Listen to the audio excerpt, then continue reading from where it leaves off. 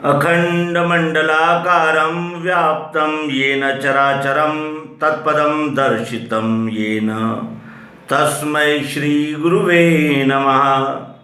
अज्ञानान्धस्य लोकस्य ज्ञानाञ्जनशलाकया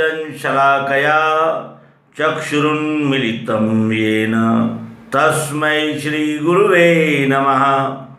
गुरुर्ब्रह्मा गुरुर्विष्णु गुरुर्देवो महेश्वरा गुरुर्साक्षात् परब्रह्म तस्मै श्री गुरुवे नमः।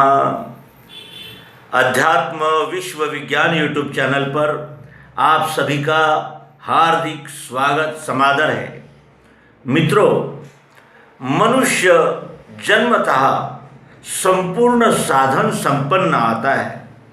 उसे किसी भी साधन की कोई कमी नहीं होती, क्योंकि वो संपूर्ण उत्क्रांत जीव है।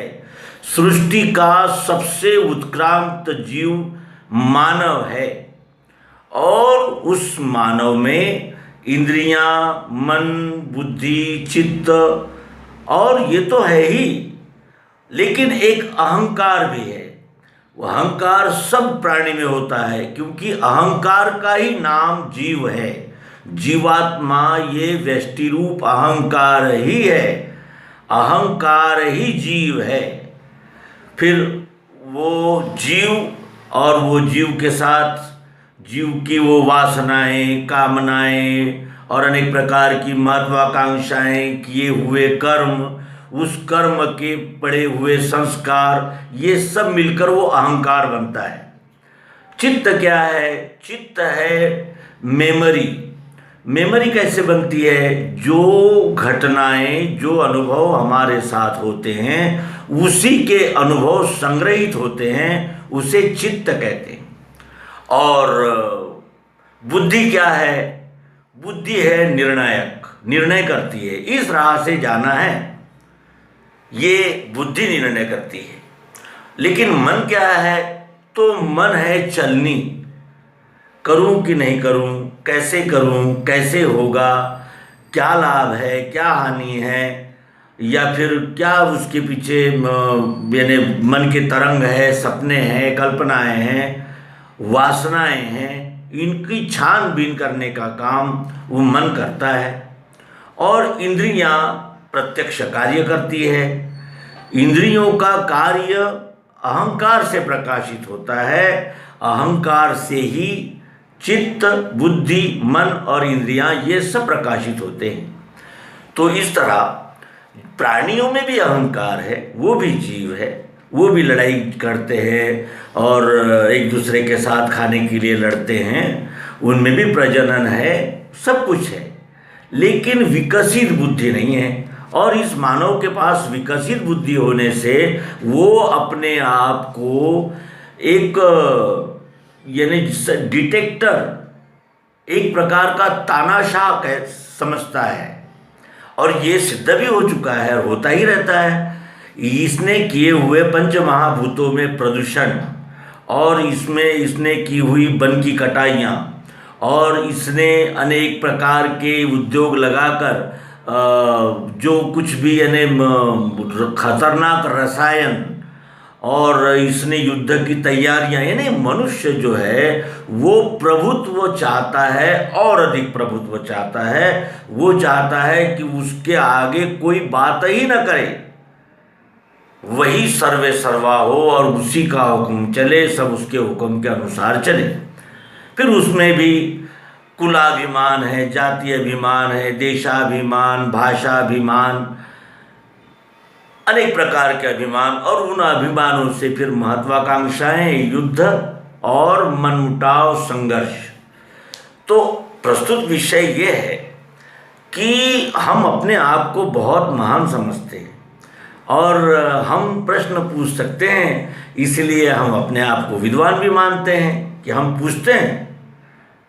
लेकिन इस विश्व में एक से बढ़कर एक हुए हैं और वो उनकी श्रेणी का अंत नहीं लगा। इसीलिए भगवान श्री कृष्ण जी कहते हैं कि अर्जुन, अरे मेरे व्याप्ति का अंत नहीं है, मैं अनंत हूँ। मैं विश्वरूप अनंत हूं, मेरा नाप लिया ही नहीं जा सकता, क्योंकि मैं आदि हूं, सबसे पहले मैं हूं, फिर मुझसे ये सृष्टि बनी और सृष्टि से सारे जीव मात्र बने। मैं पिता हूं, प्रकृति माता है और ये सारे जीव मेरे बाल बच्चे हैं। मैं विश्वरूप हूं। तो कहने का आशय ये है कि एक से बढ़कर एक है इस विश्व में, और ऐसे ही एक से बढ़कर एक में जो एक है उनका आज हम आपसे परिचय कराएंगे ग्रंथ परिचय इस श्रृंखला में। ग्रंथ परिचय की इस श्रृंखला में आज हम एक ग्रंथ का परिचय देंगे जो खंडों में प्रकाशित हुआ है, भागों में प्रकाशित हुआ। प्रश्नकर्ता बावनवीर अकोला के श्री महादेव प्रसाद अग्रवाल कितने प्रश्न पूछे होंगे? लगभग 2-2.5 हजार।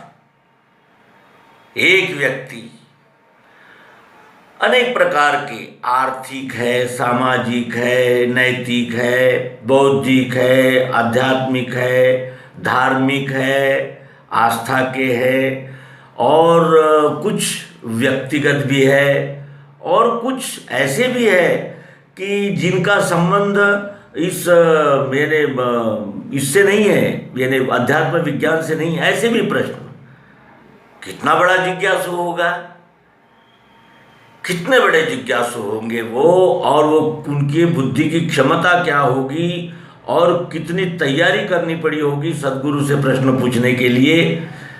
ये ऐसे ही एक अद्भुत प्रश्नकर्ता का हम आपको परिचय देंगे, और ऐसा भी नमूद करेंगे कि ऐसे प्रश्नकर्ता थे, इसीलिए ये अमृत और शुद्ध रूप से और छन कर आया। आइए दर्शन करें।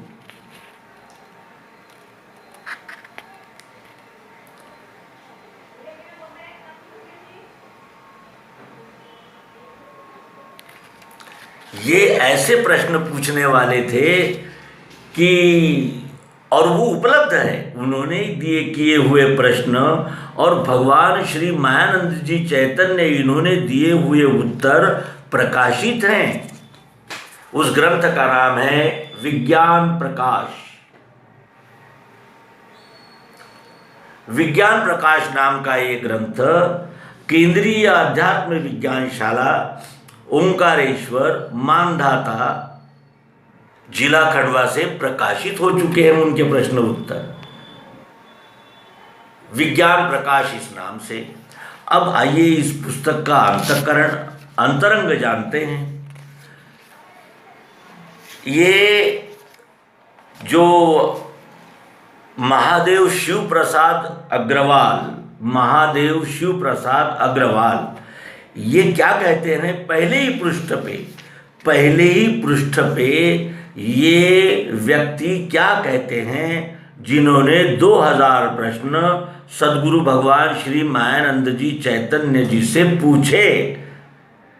वो कहते हैं कि चक्षुषा चैव दिव्येन योगमाविष्करोति यः विश्रुतं विश्वरूपं च तस्मै बुद्धात्मने नमः। स्वानुभव कथन लिखते हैं, स्वानुभव कथन भगवान के दरबार में, स्वानुभव कथन भगवान के दरबार में क्या कहते हैं? मैं अखंड सुख के वास्ते आया। हम बार बार दोहराएंगे क्योंकि अल्प में है और अत्यंत महत्वपूर्ण है। सद्गुरु के प्रति वो कहते हैं, मैं अखंड सुख के वास्ते आया और वह प्राप्त कर लिया। मैं अखंड सुख के वास्ते आया और वह प्राप्त कर लिया। मैं को लेकर आया किंतु सर्वरूप हो गया। मैं को लेकर आया और सर्वरूप हो गया। मैं को लेकर आया किंतु सर्वरूप हो गया। सद्गुरु भगवान से खूब लड़ा। सद्गुरु भगवान से खूब लड़ा।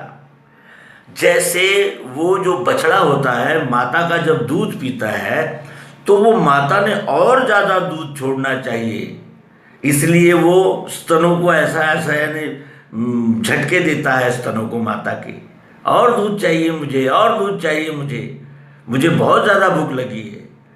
उस तरह कहते हैं कि सद्गुरु भगवान से खूब लड़ा और आखिर उनका भक्त बनकर विश्व सेवक बन गया। सद्गुरु भगवान से खूब लड़ा और आखिर उनका भक्त बनकर विश्व सेवक बन गया। यही मुझे अनुभव आया, यही मुझे अनुभव आया।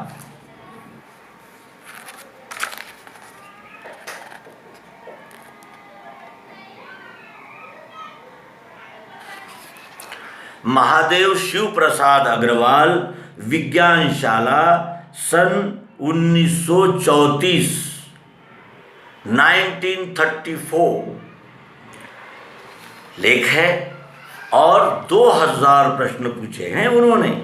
और वो प्रश्न किस तरह के हैं इसका भी हम थोड़ा आकलन करें। फिर श्री मायानंद जी चैतन्य, इनकी एक रियल फोटो है, जिस फोटो का आप भी दर्शन करें और अगर आप कर सकें तो उसको डाउनलोड भी करें। अत्यंत सिंपल और सरल मुद्रा में है। श्री मायानंद जी चैतन्य सद्गुरु भगवान बुद्धावतार, जिन्होंने अध्यात्म विज्ञान की प्रत्यक्ष प्रायोगिक युक्ति सर्वांग योग इस विश्व को दी, वे श्री मायानंद जी चैतन्य। उसके बाद शुभेच्छा संदेश लिखते हैं श्री महादेव शिव प्रसाद अग्रवाल। इस शुभेच्छा में वो लिखते हैं कि मैं इतना अभिमान लेकर यहाँ आया था और 3 गुणों की लीला मैं देख चुका था, देख रहा था, और मैं आज यह यथार्थ घोषणा करता हूँ कि मैं यहाँ जिस कार्य से आया था वो मेरा कार्य पूरा हो गया है। विस्तार से है प्रस्तावना, और इसमें रजोगुणी, तमोगुणी और सत्वगुणी व्यक्तियों की लीलाएं, किस तरह वो 3 गुण मनुष्य के साथ कार्यरत रहते हैं और उनमें कौन कौन से व्यवहार होते हैं, सत्वगुण में, रजोगुण में, तमोगुण में, इसका विस्तार से उन्होंने वर्णन किया है। और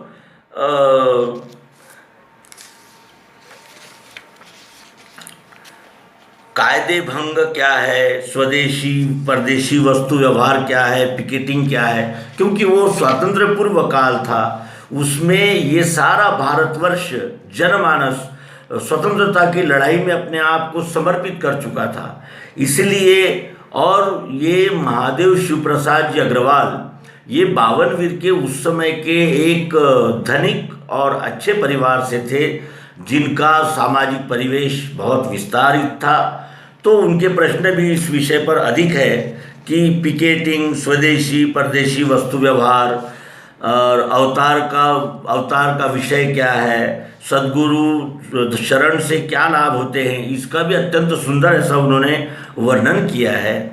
और स्वराजानंद जी का भी उन्होंने गौरव किया है, जो अध्यात्म विज्ञानशाला ओंकारेश्वर के प्रथम संचालक रहे हैं, उनका भी गौरव किया है। और ज्ञान, शक्ति, युक्ति आदि के विषय में विस्तार से उन्होंने जो कुछ उनका अनुभव था वो उन्होंने इसमें नमूद कर दिया है। फिर 4 वर्ण की भी चर्चा की गई है और इस तरह वो अपने प्रस्तावना के अंत में कहते हैं कि जो 4 वर्ण के यानी क्षमो दमस्तपः शौचम क्षांति नारार्जवेमेवच ज्ञानम विज्ञानमास्तिक्यम ब्रह्म कर्म स्वभावजम शौर्यम तेजोर्धुतिर्दाक्षम युद्धे चाप्य पलायनम दानमीश्वरमाभावश्च क्षात्रम कर्म स्वभावजम कृषि गौरक्ष वाणिज्यम वैश्य कर्म स्वभावजम परिचर्चात्मकम कर्मम शूद्रस्यापि स्वभावजम। यही खरा स्वराज्य है। देखिए, वर्ण की पहचान होना ही खरा स्वराज्य है, क्योंकि हम कौन हैं, कौन से कार्य हमसे हो सकते हैं और अपने कार्य विश्वरूप परमात्मा की सेवा के लिए निष्पृह बुद्धि से करने वाला ही भक्ति करता है, वही भक्ति होती है। इसलिए यहाँ अंत में उन्होंने निर्देशित किया है, जो कि हमारे लिए अत्यंत जानने योग्य है, कि यही खरा स्वराज्य है। अपने अपने वर्ण को पहचानना और अपने स्वभाव के अनुसार विश्वरूप परमात्मा की सेवा करना, यही खरा स्वराज्य है। इसमें स्वभावानुसार पूर्ण रीति से स्थिर होने पर कोई धक्का नहीं पहुंचा सकता, कोई धक्का नहीं पहुंचा सकता। अगर हम अपने स्वभावानुसार इस वर्ण के स्थान में स्थिर हो गए तो, कारण यह विश्व प्रेममय प्राकृतिक सेवा कार्य है। यह विश्व प्रेममय प्राकृतिक सेवा कार्य है। बोध हुआ है, वो बोध कहते हैं। अब अंत में वो कहते हैं कि तम भाव में दिव्य चक्षु का प्रभाव नहीं रहता और न उन वृत्तिवानों को अधिकांश पड़ता भी है। दिव्य चक्षुवानों में भी दैवी और आसुरी ये दो सर्ग है। दिव्य चक्षुवानों में के आसुरी सर्गवानों में खूब विचार न होने से वे अधिष्ठान के विचारों से नहीं चलते। इस कारण उनको कृतिवत फल भोगना पड़ता है। यानी जो तमोगुणी वृत्ति के होते हैं वो दिव्य चक्षु के प्रभाव के अनुसार नहीं चलते और इस कारण उन्होंने किए हुए कर्मों का फल भोगना पड़ता है। यानी बुरे कर्म करते हैं तो बुरा फल भोगना ही पड़ता है सबको। और दैवी दिव्य चक्षुवान स्ववर्ण में स्थित पुरुष ही सत्प्रचारक, सतयुग के खरे प्रसारक है। दैवी देव चक्षुवान स्ववर्ण, दैवासुर संपद विभाग नाम का गीता का एक स्वतंत्र अध्याय भगवान श्री कृष्ण जी ने हमें दिया है श्रीमद् भगवत गीता में। दैवी किसे कहते हैं, और वो दैवी स्वभाव वाले दैवी दिव्य चक्षुवान स्ववर्ण में स्थित पुरुष ही सत्प्रचारक, सतयुग के खरे प्रसारक है। दैवी स्वभाववान और स्ववर्ण में स्थित पुरुष, तो हमारे उपदेशकों के लिए भी इसमें अत्यंत महत्व की बात है कि हम जान पाएं। और अंत में वो आह्वान करते हैं हम सभी पाठकों को, कहते हैं मेरे प्रिय भाई बहनों, आत्मरूप सज्जनों, इस लीला वर्णन में तथा सदुपदेश में अनवधान से कहाँ गलती मालूम हो तो उस तरफ ख्याल न करके निरक्षीर विवेक से युक्त ग्राह्यता धारण करके और त्रुटि, गलती इत्यादि बाबत इस बालक पर क्षमा करके स्वतः आदर्श वर्तन सिद्ध करने में आप कटिबद्ध होंगे।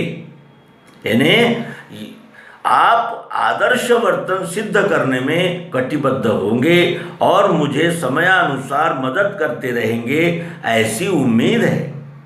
अध्यात्म विज्ञान के प्रचार कार्य के लिए मदद की उम्मीद व्यक्त करते हैं। स्वे स्वे कर्मण्य विरता संसिद्धिम लभते नरः, यही यथार्थ घोषणा है। यानी जो जो कर्म अपने सभी कुशलता पूर्वक अपने स्वभाव वर्ण के अनुसार किए जाते हैं उनसे मनुष्य सिद्धि पाता है, यही यथार्थ घोषणा है। सद्गुरु द्वारा मेरे अंतःकरण में प्रेरित हुई तथा पर्याय से घोषित हुई मेरे मतानुसार यथामति यह यथार्थ घोषणा है। और यहाँ संतों का दास महादेव शिव प्रसाद अग्रवाल, मुक्काम पोस्ट बावनवीर, जिला बुल्ढाणा, वराड, महाराष्ट्र, दिनांक 14/1/1935 1935 है, सनद है। यह विज्ञान प्रकाश आपके सामने है। इस पुस्तक में 2000 प्रश्न पूछे गए हैं। ये पुस्तक खंड में छपी है। इसके और अन्य खंड भी है जो प्रकाशित हो चुके हैं, आप भी अवलोकन कर सकते हैं। और इस खंड में 1000 से 2000 तक के यानी 1036 से प्रश्न क्रमांक 1036 से और 2001 तक लगभग 1000 प्रश्न है इसमें, और उसके उत्तर श्री मायानंद जी चैतन्य इन्होंने दिए हुए हैं। पुस्तक प्राप्ति का स्थान तो आप जानते ही हैं, केंद्रीय अध्यात्म विज्ञान शाला, मानधाता, ओंकारेश्वर, मध्य प्रदेश, भारत। आप सभी को हार्दिक शुभकामनाएं। ग्रंथ परिचय इस मालिका में आपके प्रतिसाद का बार बार धन्यवाद प्रेषित करते हैं। नर्मदे हर, सद्गुरु भगवान की जय।